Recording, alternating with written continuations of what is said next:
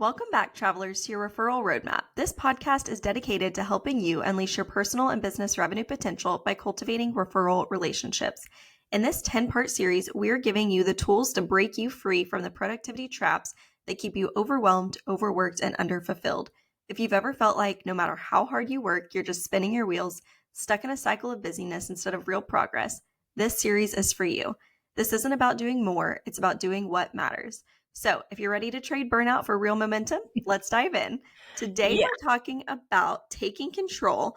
You have more power over your schedule than you think. So we're going to cover some strategies to design your day instead of letting it design you. And then also how to set up those routines that actually work. So I'm excited to dive in. How about you, Athena? Oh my goodness, Jada, when we thought of this topic, I have to tell you, this particular topic has impacted so many people that I have trained and coached. This is groundbreaking. I know I say that a lot, but I'm telling you, this is an area where people struggle.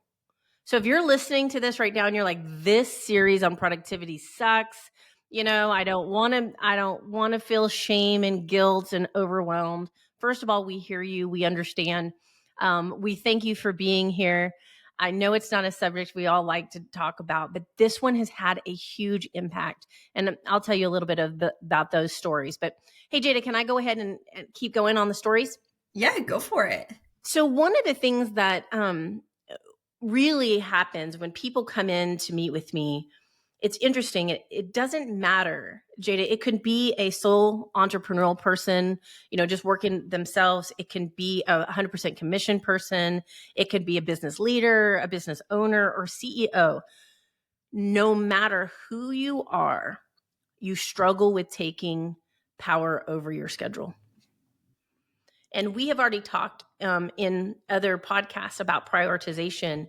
But today I want to take it a little bit deeper, because when these people come into my office, no matter what they tell me the problem is, so they'll tell me, these are my problems, and we'll be writing them down.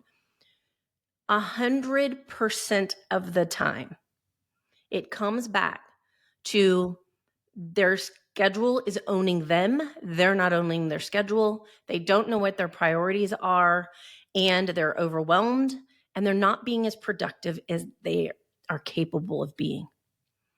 And so I have learned now that we have to start there, right? So we have to start there. And so how do you come to me, right? And what do we do? So I want to tell you a story. And it's a broad story, and it comes from EOS, which is Entrepreneurial Operating Systems. That is a program. There are trainers out there. By the way, if you are an entrepreneurial person with 8 to 10 employees, look up EOS. It is life-changing for your business. So there's a little plug for EOS. They're not paying me for that, but I'm telling you, it's powerful. But one of the things that I've learned from our trainer, so we pay for an EOS trainer in one of my businesses. Just to let you guys know, yes, we pay Darren Hardy for training. We pay EOS for training. We pay for training. And I promise you, I probably pay a lot more than you do. So I believe, I'm telling you, when I tell you get help, get mentorship, do it. It's life-changing. But this is something that the example I'm going to give you, you can see it in other places. But through the eyeglass of EOS is where I absolutely was like, oh, I start to get it. And so now I've been teaching it to some of my clients. So let me get into that. So imagine that you have a jar. And by the way, Jada, I need to get one of these so I can actually physically do it in my office. I do this so often. But imagine you have a jar, and outside of that jar, you have big rocks, right? You have these big rocks, and then you have a pile of stones, and then you have a bag of sand. And you are tasked to fill as much as possible in that jar. And you're looking at it, right? What am I going to do? How am I going to do it?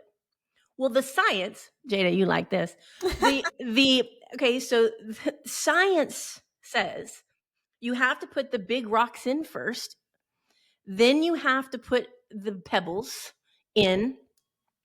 Then you have to put the sand in. And then you put water on top of it. This is the formula to get 100% maximum capacity of the jar full. Okay? That's science. Google it. I'm not making it up. EOS didn't make it up. All right? So there's science studies that prove that. Now, how does it relate, Jada, to us?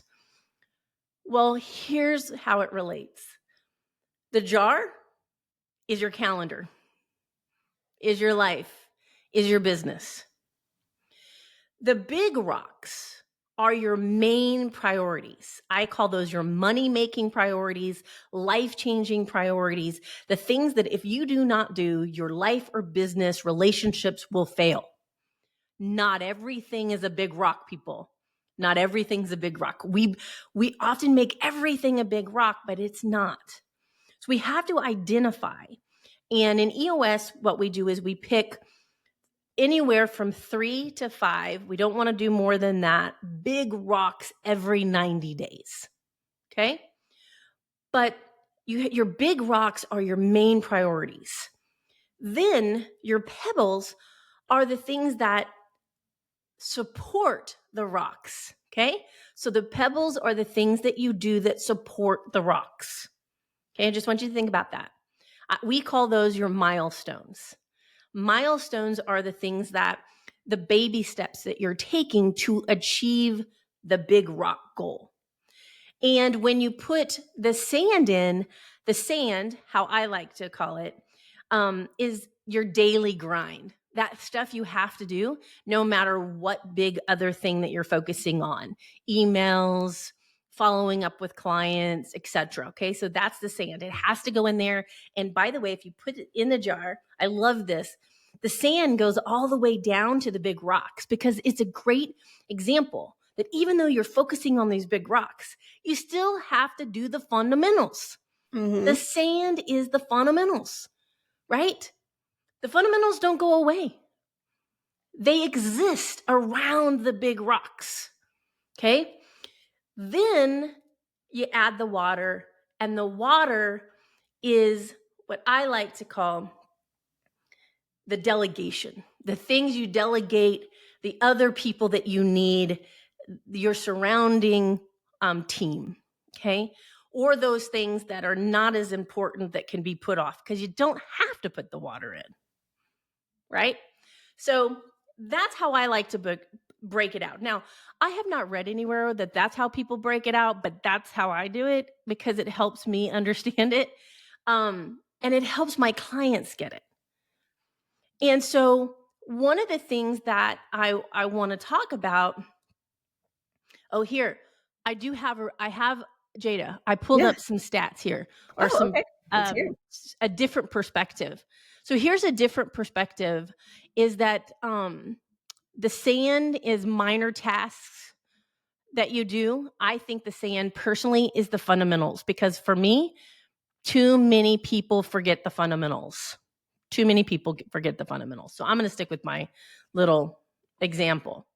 But here's the lesson that we need to learn from this. If you fill your jar with sand and water first, there's not going to be room for your rock and pebbles. Okay, that sounds really simple, but I'm telling you, if you stop for a second, how many of us are putting the sand and water in first? We're doing things that are less impactful, things maybe we could even delegate, maybe even things that are time wasters because we haven't identified what our big rocks are and what are the pebbles that support the rocks. Okay? So I want you guys to think about that. Because when we sit down and we make ourselves decide, what are my rocks? What are the most important things? What are my priorities? That is the beginning of controlling your calendar. You're like, okay, how do rocks and calendars go together? Hello? How do you know what to put on your calendar if you don't know what your rocks are, right? Right? What happens is when we fill our calendar either with unproductive things or things that look productive that aren't having impact. Mm-hmm. right? Well, So and for those, this go ahead. example, Yeah, for this example, Athena, too, what happens if you put, say, all the sand in first? Is there room for the rocks? you're not going to look, you can still look, you could put the sand in, right? And then the big rocks in the, you could fit it in, but it's not going to maximize your productivity. That's the thing, right? You could even put the rocks on the top and have a little pretty, the big ones on the top and have a little decor going on. But we're talking about what is the max capacity. Because here's the thing, every single person I've met, even you and I, Jada, I would say we're productive. I'm going to say it, we're experts. We're experts at productivity. We have dialed it in.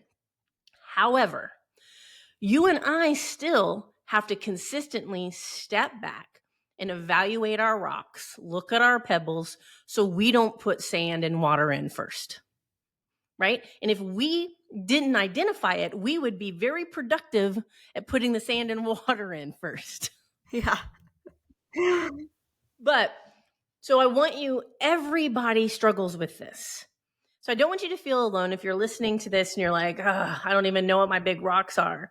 That's okay. We're going to give you, obviously, in any of these, we're going to talk through the science and we're going to give you some rubber meets the road. But I really want to talk this through as an example of one client that I had.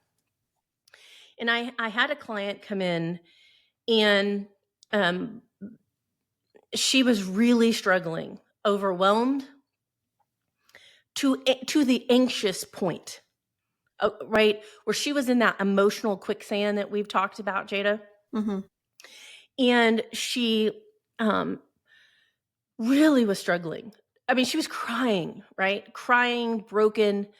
And I said, okay, let's get this. Now, she, unfortunately, the way her brain was working, when we talked about her prioritization, it was hard for her to conceptualize how she was going to take. So when on my board over here, I did this whole rock example and she got it. So I said, okay, let's imagine these 4 rocks. And we put, I drew out some very ugly, I'm not very artistic, 4 rocks. And I said, what are the 4 rocks? What are the 4 things that if you don't do, your business, personal life is going to collapse? And I made her only focus on those rocks. And we were able to eliminate a bunch of noise, distractions, a lot of things, right? And then we just identified those. Then we identified what were the pebbles, the steps, the milestones that helped her achieve those. And we took a piece of paper and I put it in 4 quadrants and I said big rocks, milestones, right? Fundamentals and things you can delegate, etc. It was through that concept that her eyes were opened and she started to understand. She started to understand that a lot of things that were on her calendar seemed productive. As a matter of fact, other people had told her that that's what she should have been doing. But no one told her to evaluate the impact. No one told her to measure the impact. And so we were able to do that exercise. And I'm happy to say now, months later, she's not as anxious. She's more confident. She knows what she's supposed to do. She's not as nervous coming in for her consulting sessions because she used to be nervous. Like, I don't know. Did I do it right? Now she's confident. She's in the right direction and she knows she can take control of her calendar and her progress. So I say that is just one story. There are many like it. So I hope that worked. I'm sure, Jada, there's a resource that talks about that theology that we could link in, but you guys, you can Google it. That's Athena's version of it. I think it's useful. It's a good visual tool. But Jada, taking back control of her calendar. Is there any science to this? Oh yeah, and Really? there is. I'll make sure. Well, what I'll do is I'm gonna Google the example that you gave, and I'll see if I can find a good visual resource. And if there is one, I'll go ahead and add it to our the visual. That'd be great. Yeah, kind of that visual reference. I'll add that to our resource guide for the season. So if people click into the show notes, they can download that resource guide, get that visual component. So excellent. I will make a note for myself for that. But yes, there is research. So funny you Oh, should ask. I have some prepared. okay.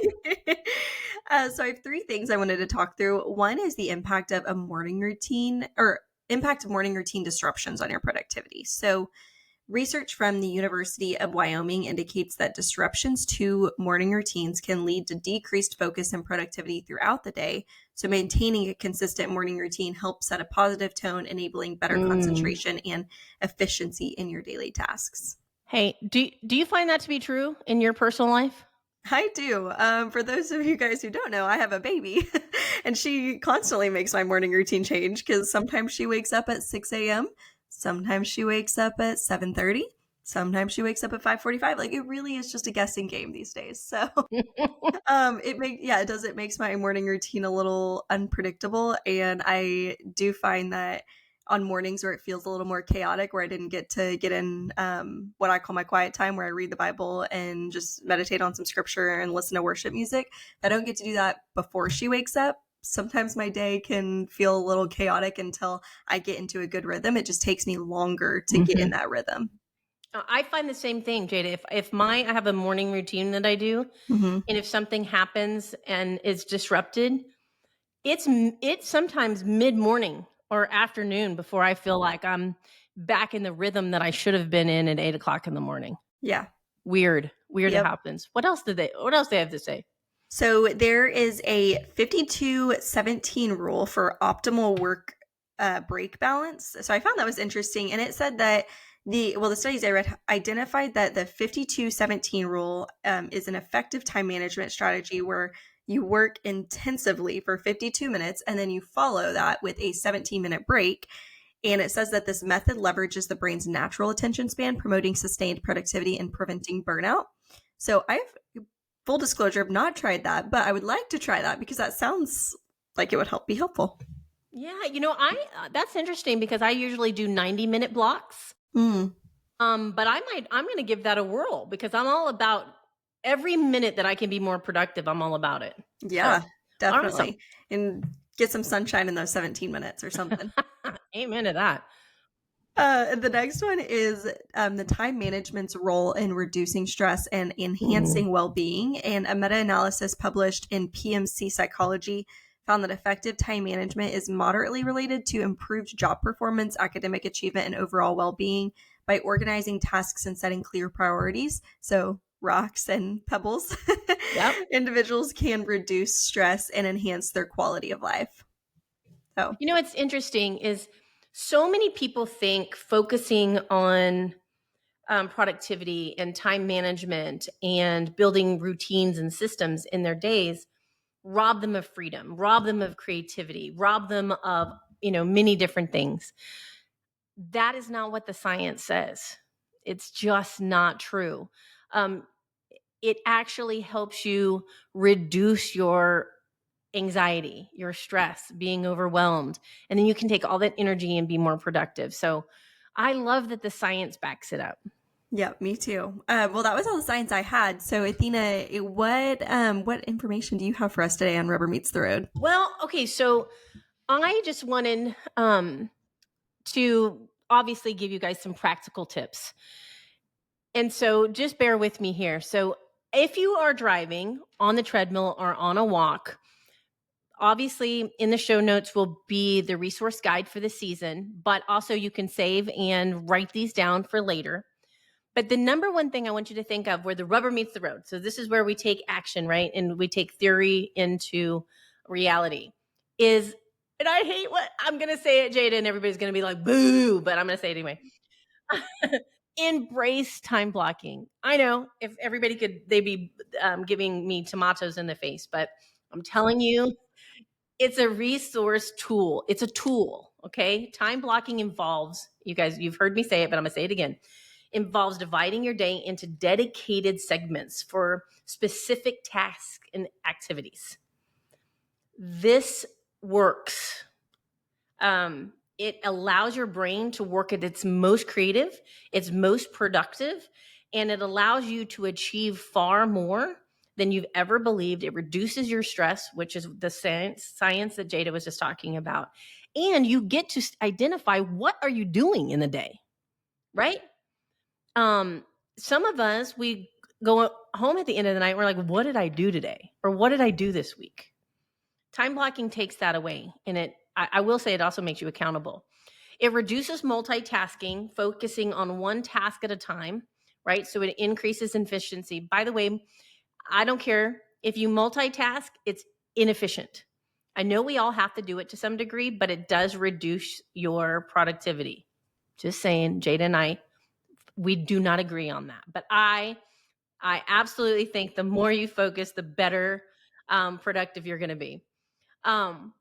Visualizing your day. Here's the other thing. Visualizing your day allows you to prepare mentally, right? I mean, if you know, like when I woke up this morning, I knew, okay, this is what I got to do. I have to do videos. I've got to do a team meeting. I've got to create these pebbles. By the way, I was writing milestones and pebbles. And then I've got to record. I knew exactly. My brain knows this is what you've got accomplished today. So that allows you to have some peace, right? And then you have other slots where you deal with the things that come at you, but my brain knows very clear what my commitments and what it needs to accomplish. By the way, you guys, you know, I love a success journal where you talk about how great you are. Time blocking, when you achieve all your blocks, that's a success. When you can say, hey, I did them all today, boom, right? Then you get to celebrate yourself more often too. So how do we do this? Some more action steps, again, in the time blocking. Identify the tasks that need to be accomplished. They need to correspond with rocks, your priorities. Allot the time, get them in your calendar, right? And I suggest using a digital calendar. That's going to be my suggestion. Some people like paper. Do whatever feels comfortable for you. I'll tell you, Jada, why I like the digital, because sometimes you got to Tetris, right?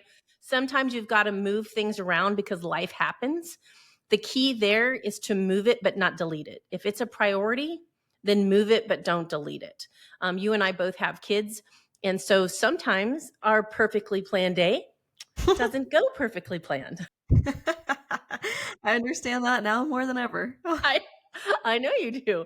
So sometimes we have to play Tetris, and I find it easier to play Tetris with our calendar if it's digital. So time blocking, right? Time blocking is the rubber meets the road. That's how you take back your calendar and get productive. And number 2, prioritizing your tasks. So we've talked about this on another podcast, but I want to revisit because it goes along also with the rocks. And that is the Eisenhower metrics. Really what you want to, you're like, Athena, how do I identify my rocks? You guys, what is urgent and important?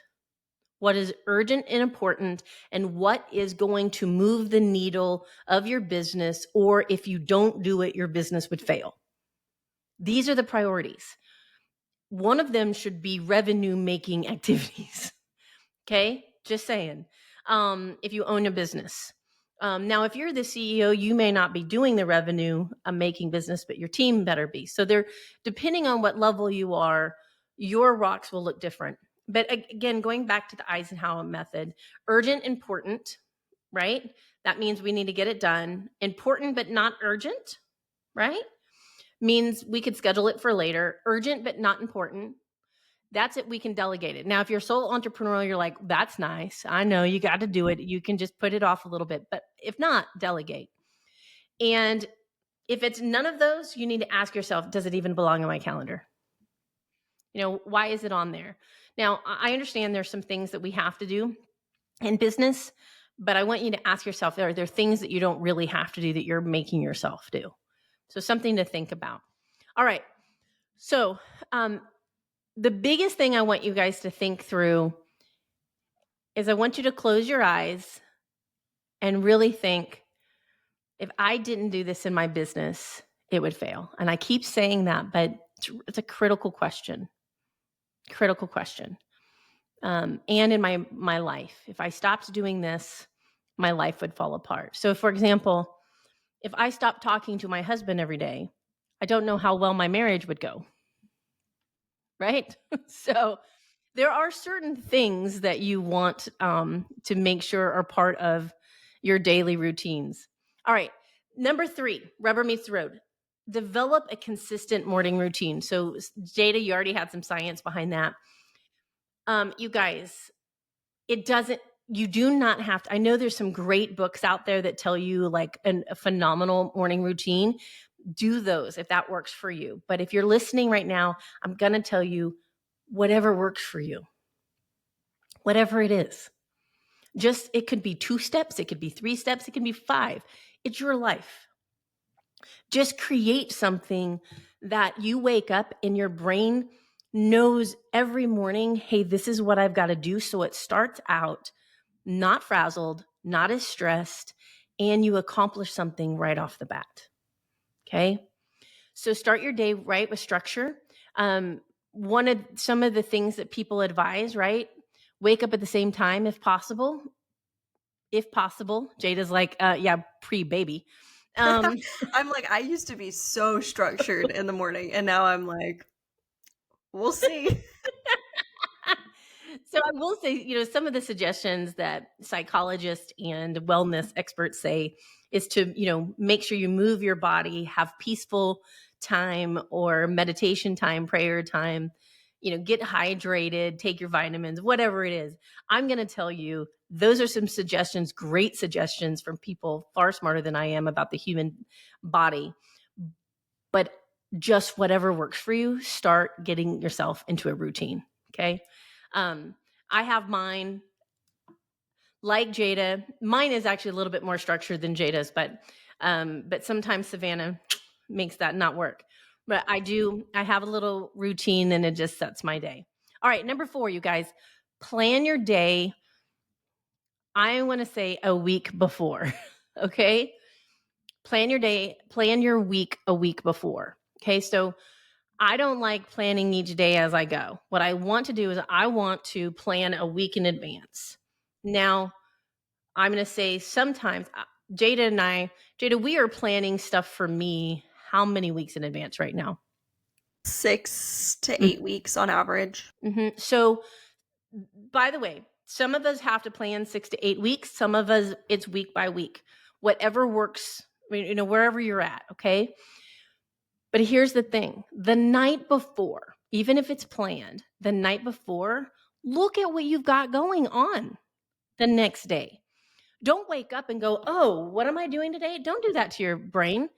The night before, look at it and say, oh, you know what? I better wear a nicer outfit today, or I've got to curl my hair, or I've got to, whatever it is, right? Know what you've got to do before you wake up. Very important. So planning the night before. Some of the things too, I know this sounds really crazy, but think through to yourself, is there anything in the evening that you can do to prepare for the next day? Right? So when I work out, I put my workout clothes out before. I do it at night, not in the morning. Oftentimes, if I have a speaking engagement or something, I will have the outfit ironed, ready to go before I wake up in the morning. If my husband is going to get Savannah ready for the bus, I lay out her clothes. And he has a good sense of style. But you see what I'm saying? Whatever you can do to prepare for the next day, do so. So think about that. So that just helps you start your day out. And it also helps you reduce the morning stress and take back your calendar right off the bat. And then the other thing about, and this is number 5 for owning your calendar. And this one took me a while, but to understand is incorporate regular breaks. Okay. So allow yourself, we just heard the science, 52 minutes focus, 17 minutes, right? Mm-hmm. So your brain needs to, right? It just can't, if you make it do just boom, boom, boom, boom, it may not produce, that was very science, boom, boom, boom. If you make it just go from one task to another, it's not going to be at its best. It's not going to be as productive as you want it to be. So grant yourself some breaks. I will tell you, I felt guilt for so long in my career for giving myself the breaks I knew my brain needed to be productive. until I started to really assess it, Jada, that every time I didn't give myself the rest I needed or the breaks, my productivity went down for a longer period of time than the break would have taken. Yeah. You and I were just talking my recent calendar. I didn't look ahead enough and create some breaks. And so you and I went through and like moved some things around to give me some breaks. And I will tell you, and I'm being very transparent, listeners. The reason I told Jada we've got to reschedule some things is because I was in burnout and I was trying to do projects and my brain wouldn't work. If that's the case, that's my brain and body saying, time out, Athena. I don't care what you want from me. I'm not doing it. So we stepped back, looked at my calendar, and scheduled those breaks in. Here's an interesting fact. I don't know the science here. It's just something I've experienced. The moment Jada and I reworked my calendar and put the brakes on, my brain fog started to lift because That's amazing. somehow my body knew it's going to get a break. Mm. It was like, okay, relief is coming. We can give you another win, because relief is coming. So please schedule breaks. They can be big. They can be a day. Mm-hmm. And don't have guilt and shame about them. They're critical to your productivity. Critical to your productivity. I know you just took a vacation and you didn't want to, but we've made you because it's critical, right? You would have not been as productive last week because of everything you had going on. And by just taking the vacation, you're going to come back and you're going to be twice as productive. Yep. Yeah, right? I gave my brain time to recharge. Right? We are not robots. We are not robots. I want you to be productive. I do not want you to be a robot. Okay. Number 6, limit distractions the best you can. That's if you want to own your calendar, then make sure that what you put on it, people respect. Okay. It's called boundaries. I often say your priorities need to be protected by boundaries. Your calendar is your boundary. So think through that.